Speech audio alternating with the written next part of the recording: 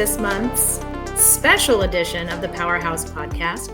You are probably used to seeing our CEO and President Brian Harmon and UMDF's Dr. Philip Yeski, but they have yielded the mic to some of the ladies of the organization this month. We observed International Day of Women and Girls in Science earlier this month on February 11th.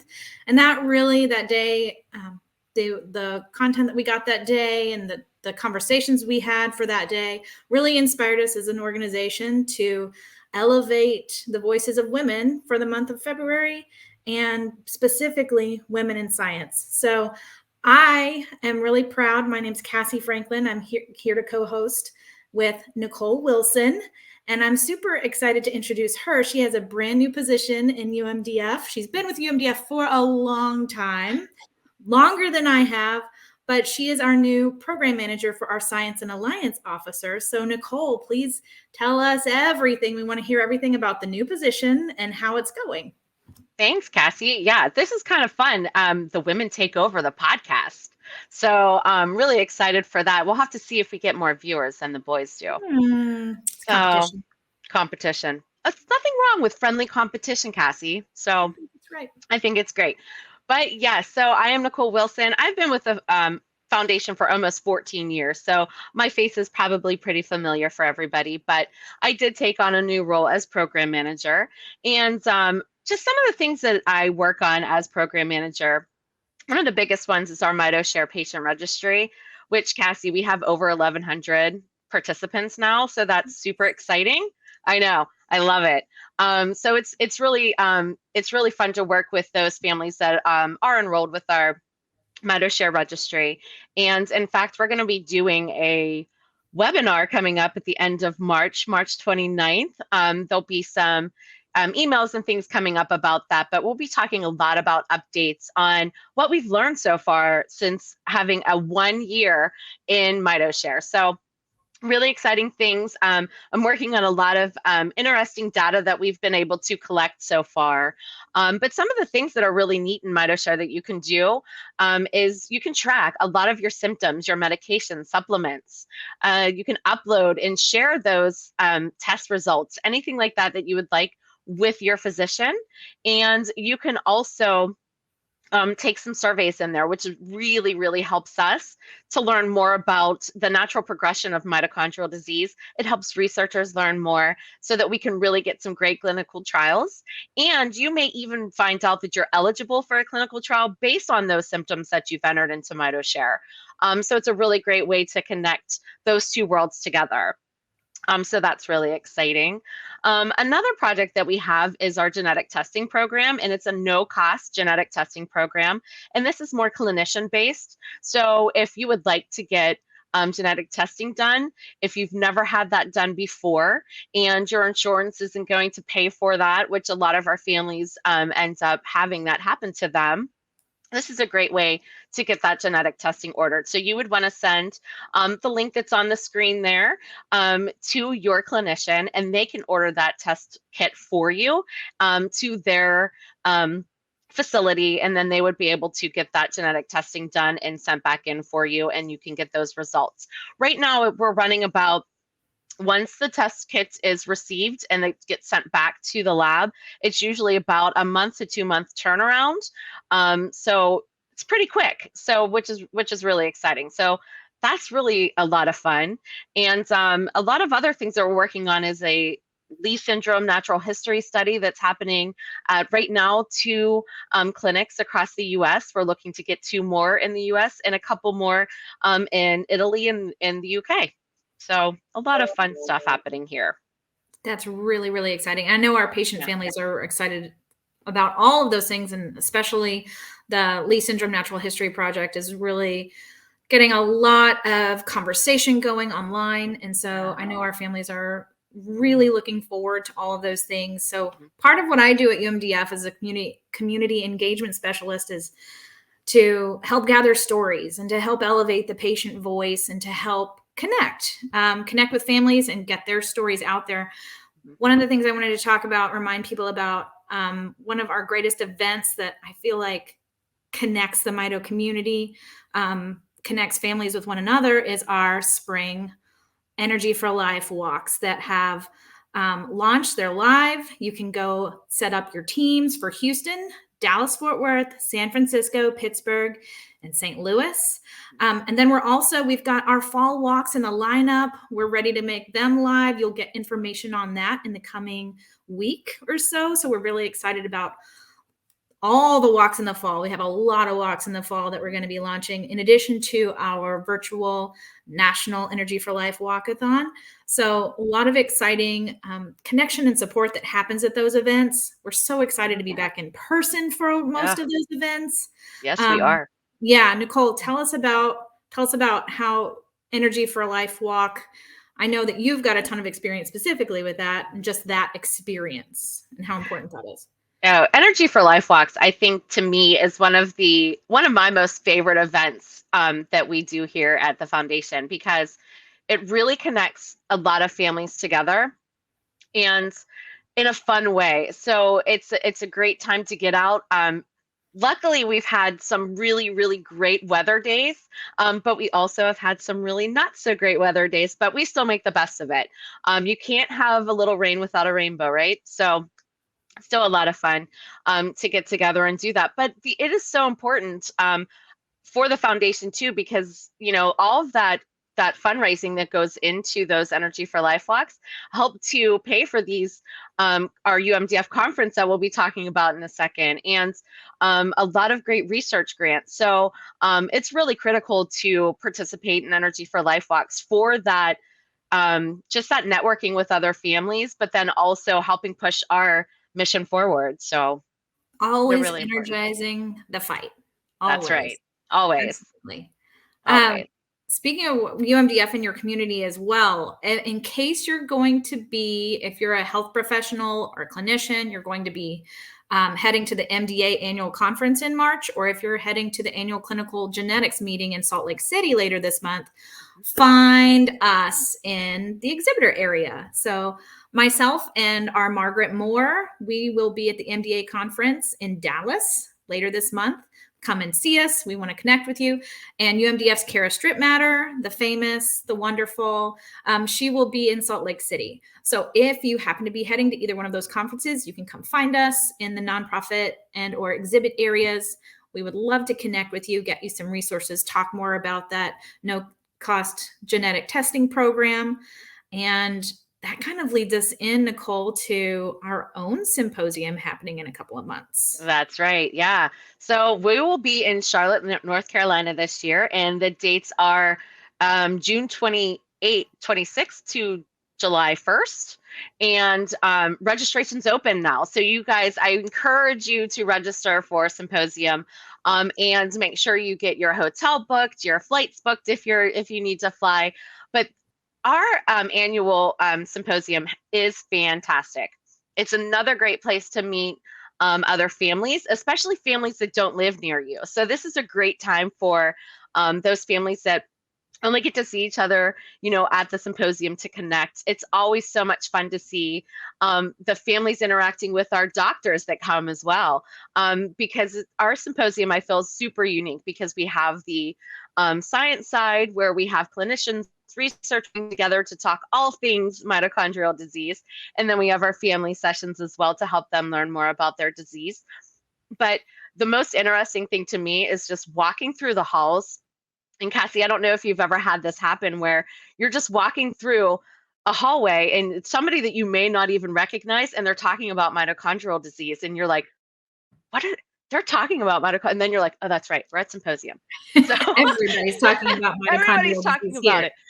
But it's just really fun and neat to hear it. So if you've never experienced a symposium before, I really encourage you to come. It really is a great opportunity to learn a whole lot about mitochondrial disease and connect with other families. So. Well, and also our grants.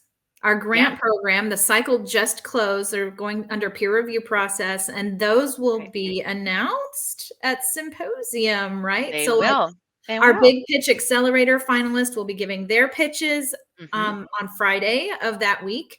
It's just so much excitement all the fundraising that's been done, all of the Energy for Life walk teams, Mhm. the individual fundraisers or the marathon runners that have been working so hard to raise this money.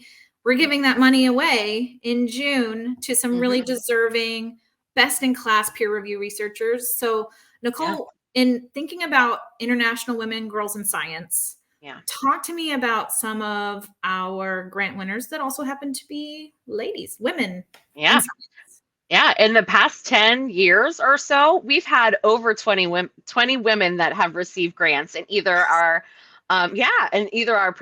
principal investigator grants, our postdoctoral fellowship, which is part of our accelerator program grants, and even some NAMDAC, which is our gateway to mitochondrial medicine grants. So that's super, super cool to see that. And we were actually just chatting earlier that one of our first accelerator winners was a woman. So it's really, really cool. So super cool. Well, Mhm. enough about us. I'm really excited to bring in our special guest today. She is a powerhouse woman in science. Welcome, please. Her name is Daniela Gallo Castro. She's joining us today. She's a clinical research coordinator in Switzerland. She has a PhD in microbiology from the University of Lausanne. Previous to that, she attended the University of Milan for her bachelor's and her master's degrees in biotechnologies.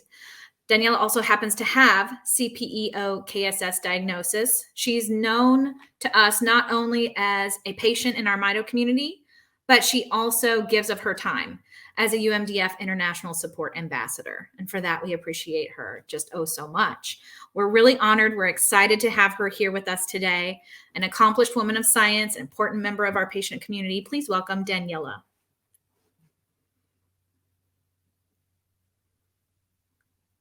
Hi, thank you so Hi. much. Thanks for the Thank beautiful you. introduction too. Yeah. We're Thank so you so excited to much have you. yeah, very excited. We're so honored and excited to have you here with us today.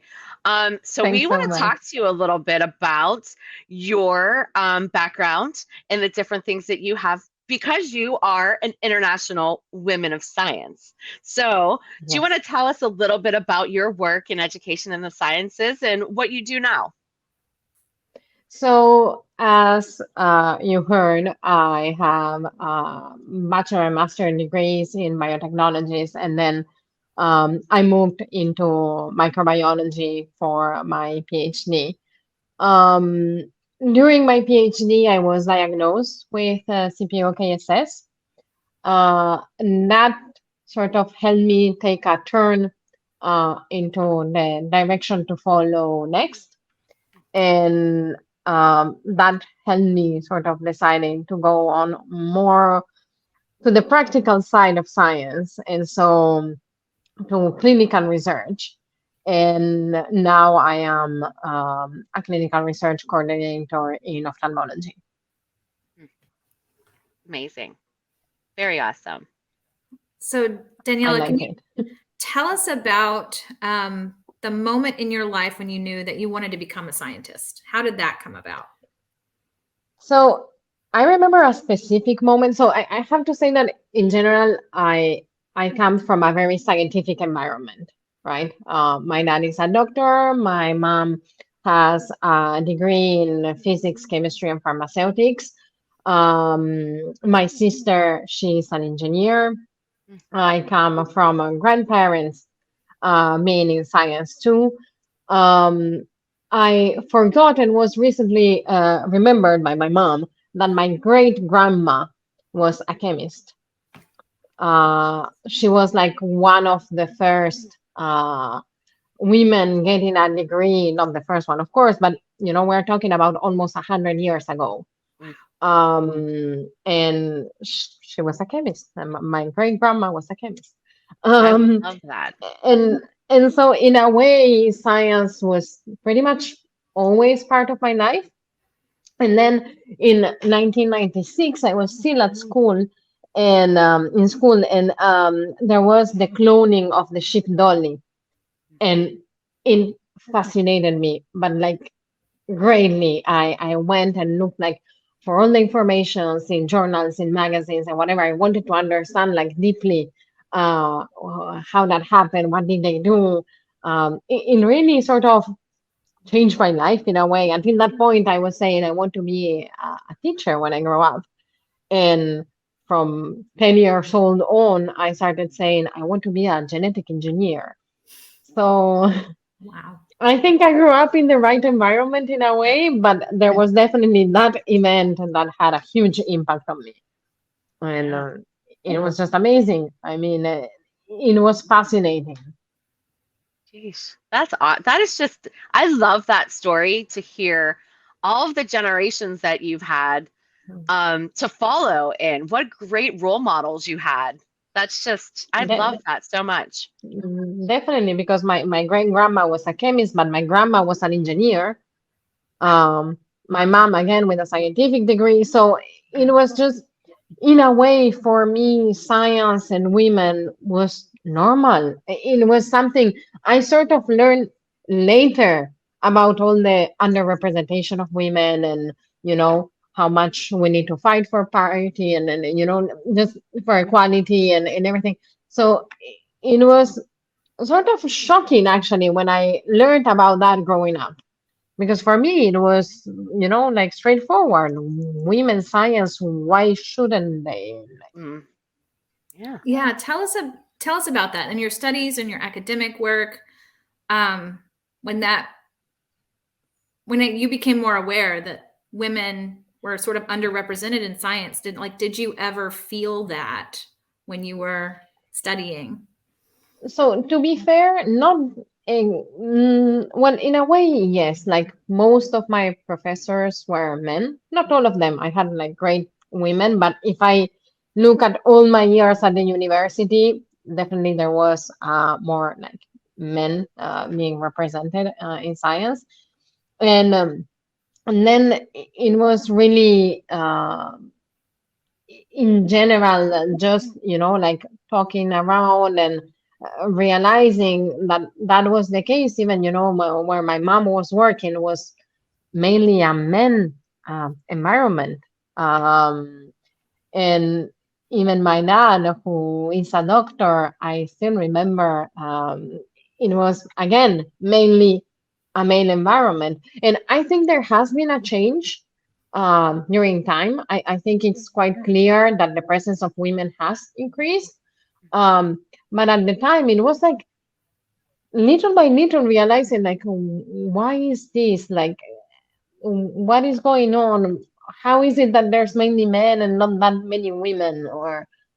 And of course, that led to like talks with other people, with professors, with a bit of everything, and realizing of the sort of sad reality when it comes to the underrepresentation of women in science. Yeah. Goodness. So you have CPEO KSS. So you said you received your diagnosis. Was that during when you were getting your PhD? Did you receive that? Yeah, yeah, Okay. it was kind of in the middle of my PhD, which Okay. was, of course, brutal because I mean, you're already doing something kind of harsh, which is a PhD. Um, and then in my case, I think it was even more shocking because I kind of got my diagnosis sort of casually. When everything developed sort of by accident.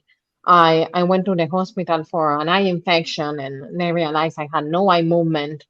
And from that moment on, I was referred to another specialist in ophthalmology, and that's where the ophthalmologist who had quite some experience with rare conditions, she looked at me and she just said, "I think you have this disease, CPEO." She said at the moment she could not tell if it was KSS or CPEO, but she said, "I think you have this disease and it's a mitochondrial disease, but we need to understand if that's what's going on with your eyes."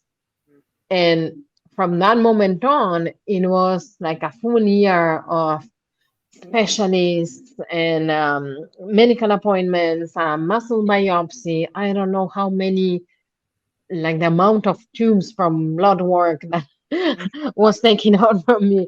Um, and it was a very hard year during a PhD. So yeah, Right. that was definitely intense. It was quite an experience. Yeah. But yeah, from that moment on, it took pretty much from the moment I went to the hospital and I saw that doctor who said, "You don't have eye movement," to the diagnosis. It was pretty much 1 year. Okay. Um, so in that sense, I think I'm also lucky, if you want. There's people who are still battling and, just trying to get a diagnosis, and I got mine without even asking. So Yeah. Hmm. trying to see the positive on that. Yeah. Did you Absolutely. find yourself with your background in microbiology think, when she brought up this rare mitochondrial disease, was it something that you had even heard of? And Yeah. what's next? Tell us, what was your frame of So mind and what did you do next? yeah, it was a curse and a blessing. I mean, I think sometimes ignoring things can be a blessing, sometimes. And the fact that I knew what mitochondria were, what were they doing, the importance of them, and their role in our body and everything, I sort of panicked because I was like, how is this uh, going to end up in a way? Not knowing, I mean, I knew, of course, if my mitochondria are not okay, that's going to be my whole body being affected.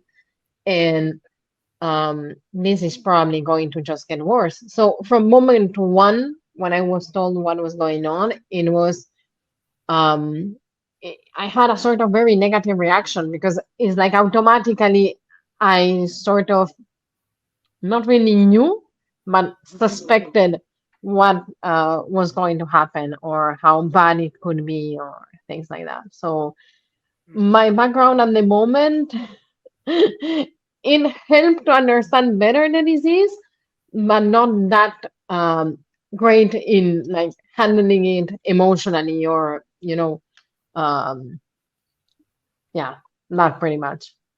Hmm. Gosh. And how has your patient journey had an impact on your profession day by day, as a Mm, clinical research coordinator? yeah, that on the other hand, I think it gave me a lot of insight on, of course, chronic diseases and Mhm. the fears and anxieties and how people feel and it just made me probably in a way more like empathic or more sensitive towards patients. Of course, that's my job, but then in another way, I don't feel it only as a job. It's also like a human help that I feel I'm bringing them.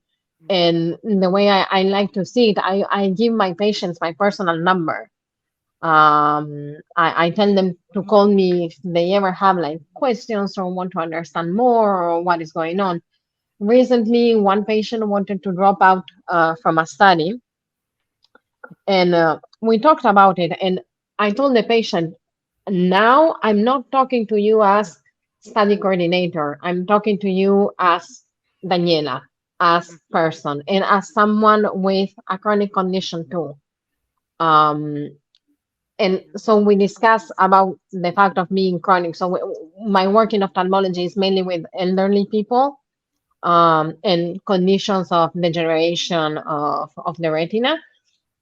And so it was hard for the patient to understand that their condition was chronic and how to handle that, and the fact that they could drop out from the study because it was that's like up to you, never forcing anyone to stay in the study, but please never leave a treatment.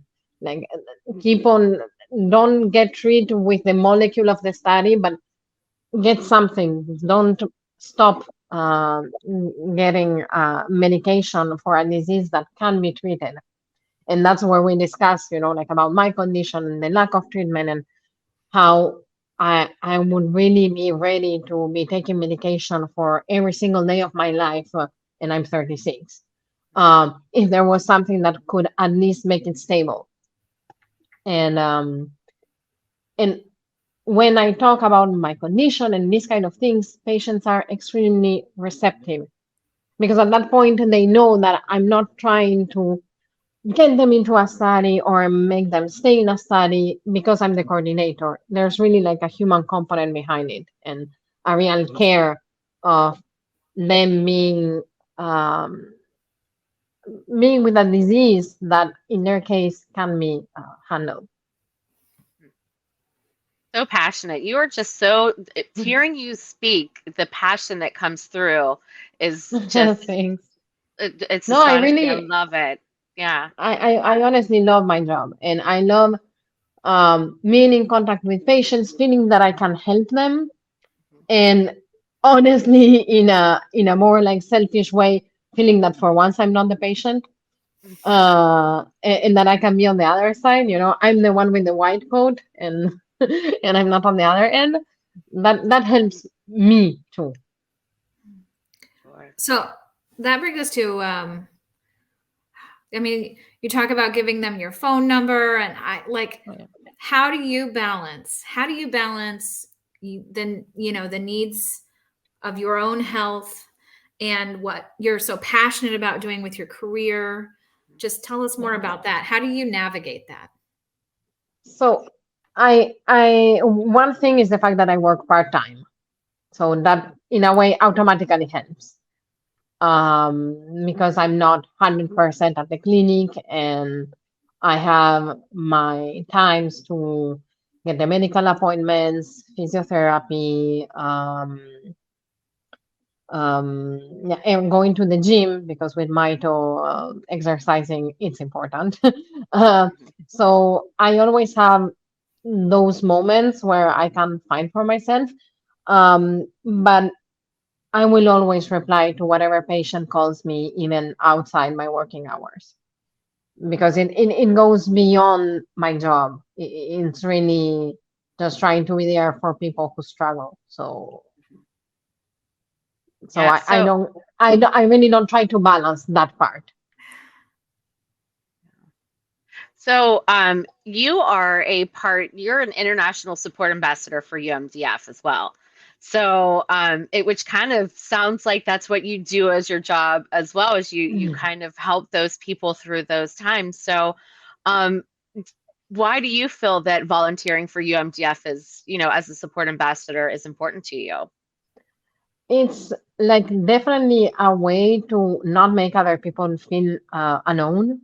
Um, Mitochondrial diseases can be extremely scaring and give a lot of anxiety and worries and everything. And sometimes the worries and the scare go beyond the disease itself. It's really how to like navigate through it. Like, where do I find my specialist? What do I do? Like, what do I have to check? What things can I do or cannot do? It's not necessarily I'm scared because the disease is degenerative. This is going to get worse. I don't know. I'm going to die or things like that. It's really things that are like in between all that or way before all that. And I felt that way when I was like newly diagnosed, where I didn't know like what to do. And that's when I came around to I found the UMDF, and they helped me greatly. The people in there, everyone, all of you are fantastic, and it's a way to pay back, the help that I got, but also feel that this disease is not there just to bother me. I can do something good out of this. And so helping others is my way. So Nicole mentioned this. You're an international supporting. You're in Switzerland, obviously. Yeah. You lived in Italy prior to being in Switzerland. Yeah. So just out of curiosity, how many languages do you speak? Because this is very helpful for our ambassador program, no doubt. So I'm actually Uruguayan and Italian. So I was born and raised in Uruguay in South America. And then when I was 15 years old, I moved to Italy with my family. So actually, my native languages are Spanish and Italian. Mm. Well, I speak English and I work in French. Wow. Wow. So that's, yeah, those are my four languages. And it has been very helpful communicated with patients from other countries. especially Yeah, Spanish, I might say. absolutely. Absolutely. That's great. And so, some of the things that Margaret also told us about you was that you provide a patient perspective for Bliva in their work with the European version of RFDA. So, helping like designing clinical trials. So, how did that come about? What happened that you were able to do that? So now I'm going to brag a bit, but I also help with the Please do. FDA too. Brag Please away. do. It Yes. was it was the European Medicines Agency, but it was also the FDA. So I had the great opportunity to participate on both meetings, and it was simply great. People from Amniva were amazing. They really wanted to hear my opinion as patient and as clinical trial coordinator, which was really great. I mean, they told me you have like this duality, and we want to use it, and I was really happy to volunteer on that and help them out. Mhm. And they showed me their protocol. They allowed me, to give all my inputs. They listened to them. Um, and then we had a discussion with both agencies, and it was simply great to be part of such important process and seeing that patients are being heard. We are taken into account not only by the pharma but also by the regulatory agencies. And I don't know, it's something that I would love to keep on doing, keep on, and just helping in their understanding, I would say, from these agencies of what is important for us as patients and what are our limits. Because sometimes with this kind of agencies, it's like, what kind of things can be measured as output of a study, right? Right. And some things can be measured with numbers and some things cannot.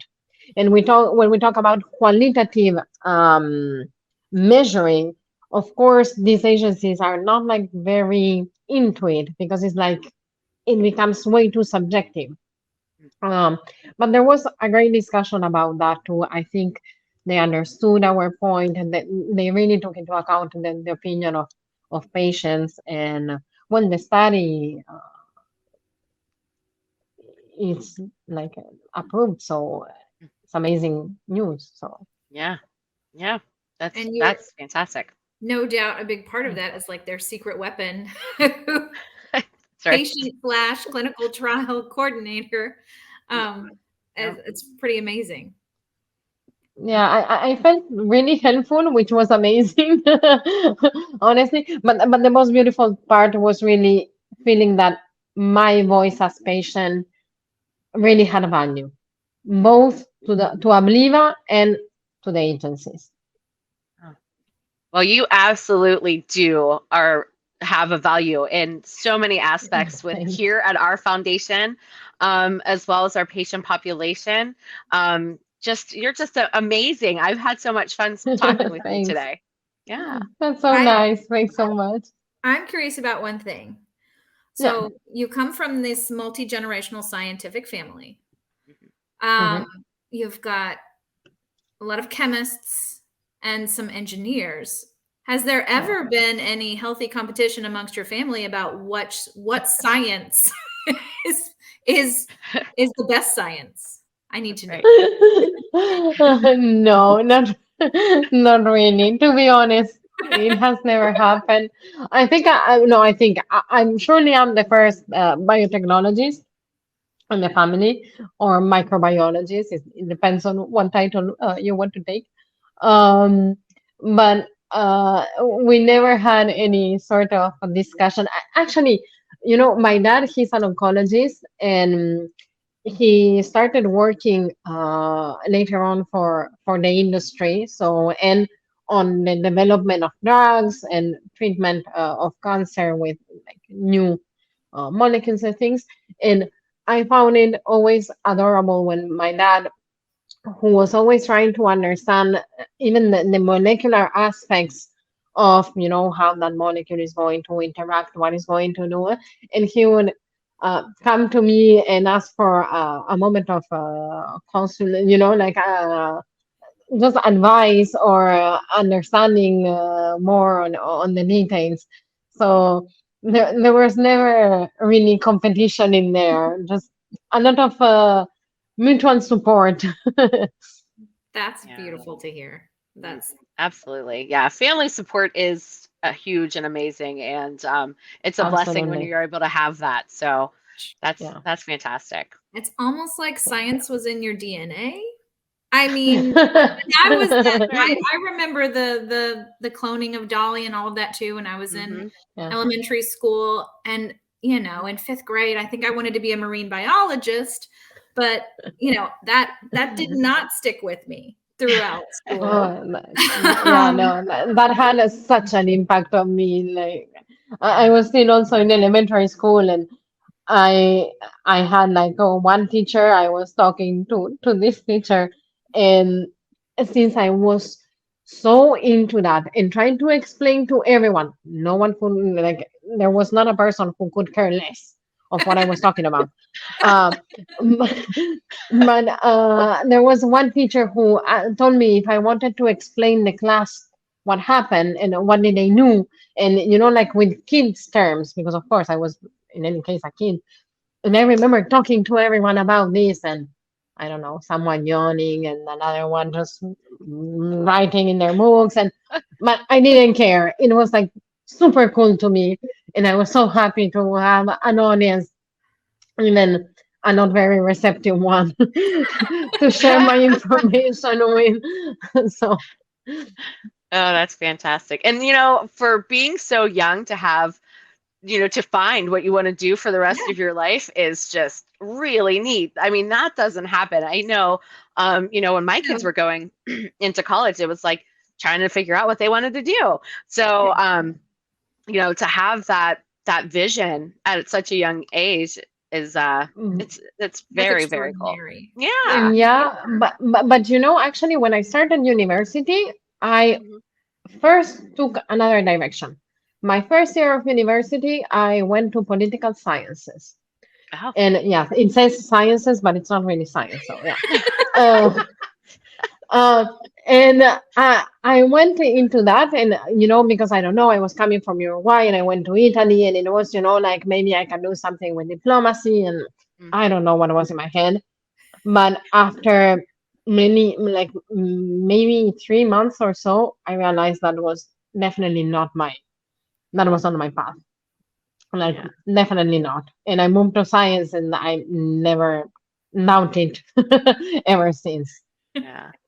Yeah. Oh, Well, very I cool. think I think that this podcast episode is going to have a lot of active audience members. I don't know if we're going to have any honors. You're pretty awesome to talk to, and just wanted to ask you one last thing.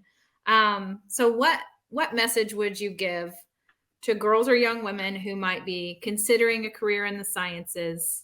Maybe they don't have 4 generations of female Yeah, scientists in their family to back them up. Maybe it's a yeah. moonshot for them. What would you tell them? So one thing I've learned with time, is that many women don't go into science because of the fear of not being able to balance their personal life, like their need to become moms and have a family, and how can they do that if then they're going to be spending a lot of time like in the lab, or just at work. As we know, science is for sure, it can be a really tough field. um, and what I've also learned is that women should not have that fear. We can't do that. I got pregnant twice during my PhD. What people tell you not to do, I did it twice. Yeah, because it's like the unwritten rule of PhDs. Just wait until you are done with your PhD. No, it's something that you can balance. You can do it. I did it with a mitochondrial disease and 2 kids. Um, so being afraid of, your personal life and quitting on science because of that, please don't do it. And don't let anyone tell you that there's a thing that you cannot do because you're a woman. That's absolutely not okay and so not true. We bring a lot of diversity to the table, and that's so important when it comes to research, discoveries, and innovations. So don't be scared, and definitely always feed your passion for science, because that's what definitely will make you keep on going when you have doubts. So Yeah. I agree 100%. As women, we can do anything that we put our minds to, and you are a shining example of that. Having children during a PhD is just a feat in itself, let alone having a mitochondrial disease on top of that. And that's It's something just that men cannot do. Like they cannot give birth. They can this have is children, but they cannot give birth to this kids is during their true. PhD or during their science time. So This is very true. So I have to know, are your kiddos going to be scientists? Are you? I honestly don't know. I have a girl and a boy, and they are 8 years old and 4 years old. So for the moment, is my kid tells me, the 8-year-old, my girl, she tells me she wants to be a teacher. That's fine with me, but that's exactly the same thing I used to say until Dolly was cloned. So Yeah. you never know Yeah. what might happen. You may have to pull up some old Dolly articles, and show those to her, and the children that Dolly had after she was cloned, which I still find fascinating, that she was able to be cloned and have offspring. So really, really neat. But wow. Absolutely. Now she's extremely curious about science and how things happen, and she's very interested on that. So I don't know. Maybe she might go that path. So we'll Yeah. see. Yeah. It's her path to take, I guess. So Well, I think it's in her veins, but I'll let her decide. We appreciate that it's the path that you took. Yes. It has been a wonderful opportunity for us to get to know you better and to learn more about your story. And it's just been an awesome time chatting with you. Yes. Thank you so much. It's been great Daniela. for me too. Thanks to you too. All right. Well, I think that closes out our Powerhouse podcast for this month. And I guess we'll hand the reins back over to Brian Harmon and Dr. Phil Yeski. Yeah. Maybe. I don't know. Maybe. It's still up for debate. We'll have to see. I'm really thinking it's going to come down to numbers on this, Cassie. So if we really have some high numbers, we may have to alternate back and forth.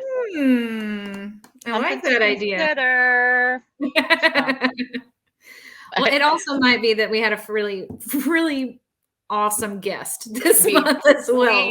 We really did. Yes, we absolutely did have a great one. So, well, thank you all for tuning in. You can find us on umdf.org. You can find us on Facebook, Instagram, Twitter, LinkedIn, YouTube. Follow and subscribe to the Powerhouse Podcast. Watch that playlist. I think we need more. We need more women in science. We need more, just these amazing patient voices that we have in our community. Absolutely. Conversations just need to keep coming, I agree 100%. Well, Cassie, it was a pleasure doing this podcast with you today. It was awesome chatting with you. Yeah. Thank you so much, Nicole. Thank you.